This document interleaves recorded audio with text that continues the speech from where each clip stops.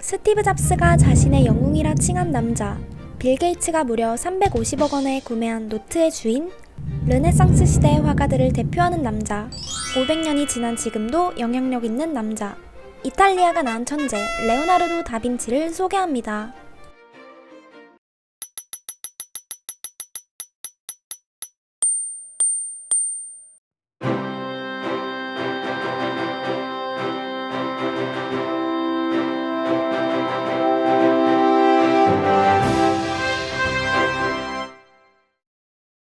안녕하세요. 위대한 명화입니다.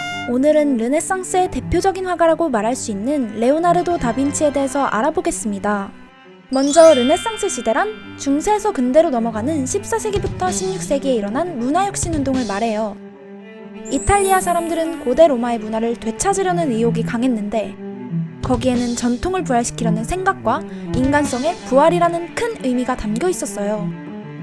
여기서 인간성의 부활이라는 의미는 당시 중세 크리스트교회가 인간성을 없애고 신의 권위만을 떠들어댔기 때문에 인간들이 그에 저항해 인간 중심의 생활을 다시 찾으려는 생각을 하게 된 데에서 나온 것이라고 할 수 있어요.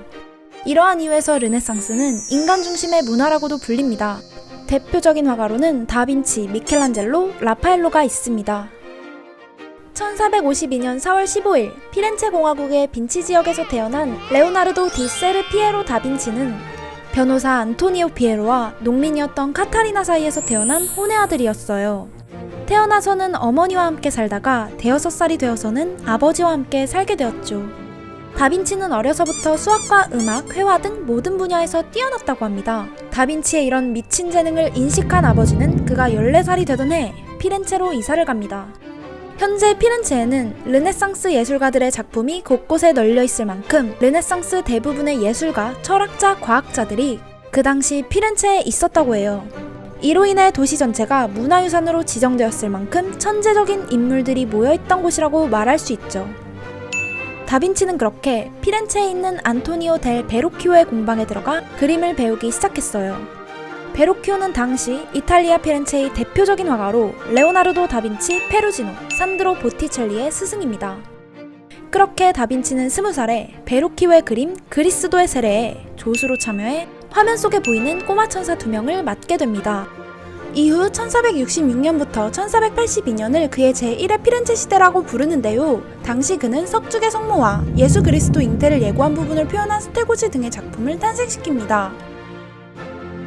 다빈치는 1481년 밀라노의 스포르차 귀족 가문의 화가로 초빙되었는데 이후 1482년부터 1499년을 제1의 밀라노 시대라고 부릅니다.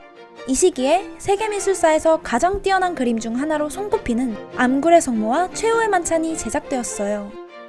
암굴의 성모에서는 다빈치 특유의 화법인 환상적인 색감을 살리는 스푸마토가 첫 선을 보이게 되며 후에 이 화법을 바탕으로 모나리자가 그려집니다. 스푸마토는 연기처럼 사라지다라는 뜻의 이탈리아어에서 나온 미술 용어입니다. 3차원의 세계를 그리는 방법으로 대기원근법이라고도 불리죠. 쉽게 말해서 회화에서 색과 색 사이의 경계선 구분을 부드럽게 처리하는 방법입니다.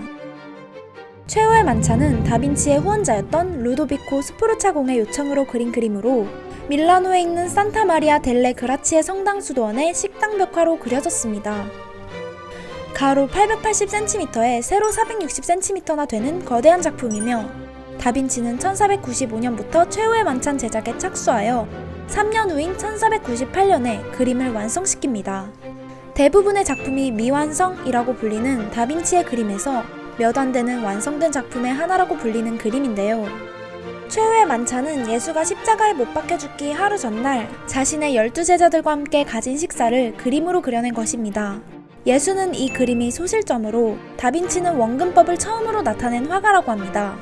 그림 속에서 예수는 누군가가 자신을 팔아먹을 것이라는 말을 하는데요. 배반자가 누구인지를 나타냄과 동시에 그 말을 듣고 놀라는 제자들의 제각각의 반응도 아주 세심하게 잘 그려냈습니다. 이렇게 수학적 계산으로 접근한 대칭적인 구도와 원근법, 그리고 각 인물들의 성격을 바탕으로 그린 표정과 그들의 행동들은 당시 최후의 만찬의 장면을 드라마틱하고 섬세하게 표현한 걸작입니다. 이 해에 다빈치는 인체 비례도로 유명한 비트루비우스적 인간이라는 작품도 탄생시킵니다.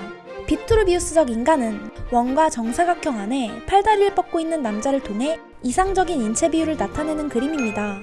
다빈치가 고대 로마의 건축과 비트루비우스가 쓴 건축 10서 3장의 신정건축편에서 인체의 비례는 모범형이다.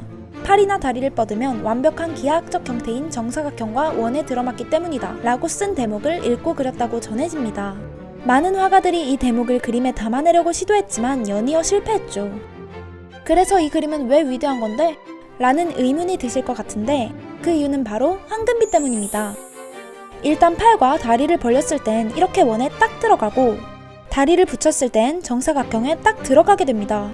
똑바로 선 사람을 보았을 때 배꼽을 기준으로 머리 끝까지와 발끝까지의 비율은 1대 1.618로 오늘날에도 디자이너들이 사용하는 황금 비율의 시초가 바로 다빈치라는 사실. 위대한 명작이라 불릴만 하지 않나요?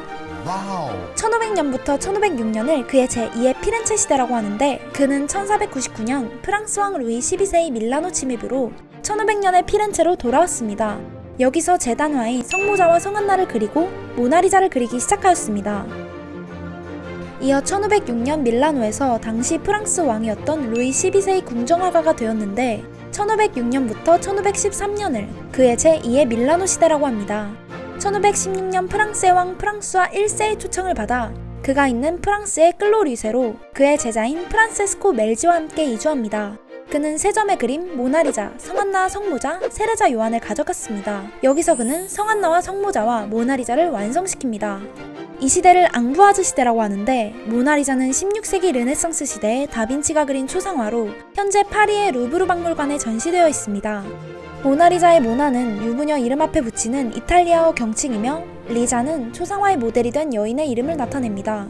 가로 53cm에 세로 77cm 크기의 패널 위에 그린 유화이며 1503년에서 1519년경에 완성되었다고 추정됩니다. 모나리자는 희미하게 미소 짓고 있는 여인을 그린 초상화로 아까 말씀드렸듯이 스푸마토 기법을 사용하여 엷은 안개가 덮인 듯한 효과를 주어 미스테리함을 풍기는 그림입니다. 구도는 당시 가장 기본적인 초상화의 구도였던 피라미드 형태를 띠고 있으며 인물을 배경보다 높게 배치하는 방식은 오늘날 화가들이 흔히 사용하는 기법이지만 르네상스 시대는 보기 드문 방식입니다.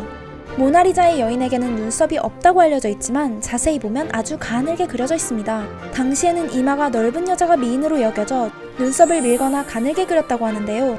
모나리자도 마찬가지로 다빈치가 의도하였다는 주장도 있지만 작품이 오래되어 지어졌다는 주장도 있습니다. 이러한 모나리자는 왜 세상에서 가장 유명한 그림이라고 불릴까요?